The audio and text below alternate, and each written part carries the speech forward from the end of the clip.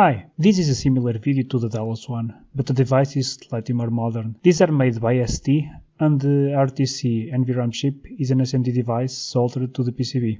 And then there is a replaceable top that they call snap heads that contain the battery and the quartz crystal. This is what the IC looks like without the battery. In the datasheet there is an illustration of what the inside looks like, so I will use this information to select where I'm cutting. I'll start by taking thin layers of plastic until I find metal. Remember, a mask is critical in a task like this. Here is one of the terminals.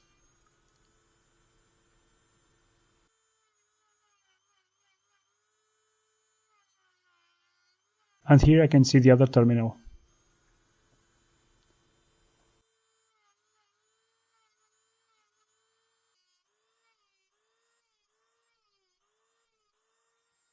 I'm pretty sure the old battery is completely disconnected.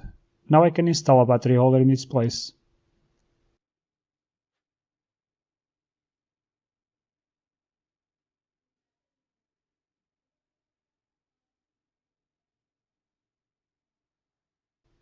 I will solder two wires, one for each battery contact.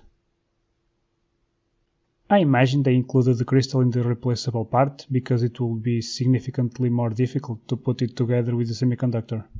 These are still available new from reputable dealers. They are expensive, but not prohibitively so. However, they were out of stock a year ago when this was recorded.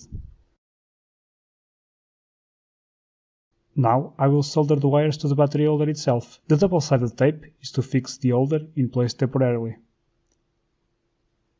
This is an improvement over the old Dallas units, at least we can replace the battery. However, I still think it will be significantly improved if the battery was user replaceable.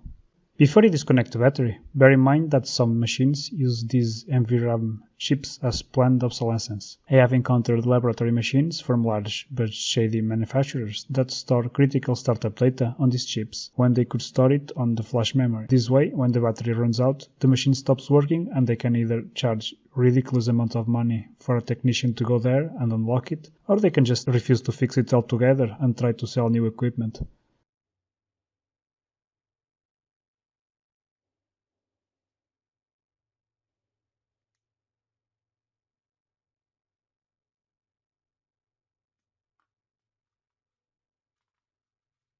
I'm double checking to see if the polarity is correct, to make sure I didn't make any mistakes.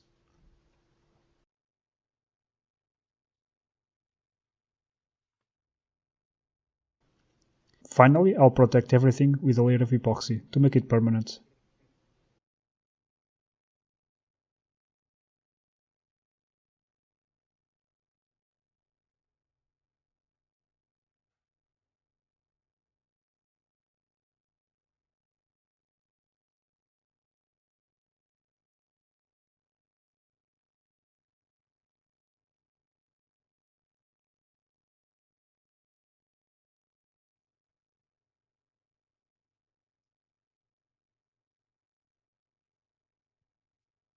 This is what it looks like with the external battery.